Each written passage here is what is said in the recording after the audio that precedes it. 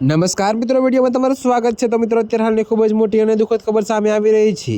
ત્યારે મિત્રો તમને જણાવી દઈએ કે મંગળવારે રાજસ્થાનના સિકરમાં એક મોટો માર્ગ અકસ્માત થયો। જયપુર બીકાનેર રાષ્ટ્રીય ધોરીમાર્ગ પર ફતેહપુર નજીક આવેલ ગંભીર સ્લીપર બસ ટ્રક સાથે અથડાઈ।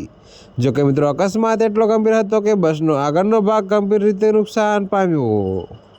ત્યારે મિત્રો, પોલીસ ઘટના સ્થળે પહોંચી અને બચાવ કામગીરી શરૂ કરી અને ઘાયલોને સારવાર માટે હોસ્પિટલમાં ખસેડાયા।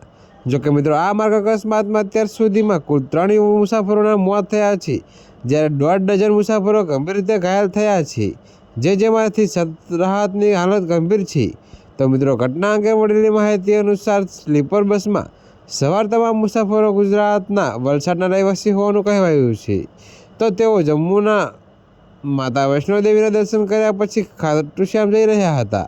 તો એવું જાણવા મળી રહ્યું છે કે બસ બીકાનેરથી જયપુર જઈ રહી હતી, જ્યારે ટ્રક ઝુંઝુનુથી બીકાનેર જઈ રહી હતી। ત્યારે મિત્રો, બસ અને ટ્રક વચ્ચે જોરદાર ટક્કર થઈ। ત્યારે મિત્રો, અકસ્માત બાદ ઘટના સ્થળે ચીસાચીસ અને બૂમાબૂમ થઈ ગઈ હતી।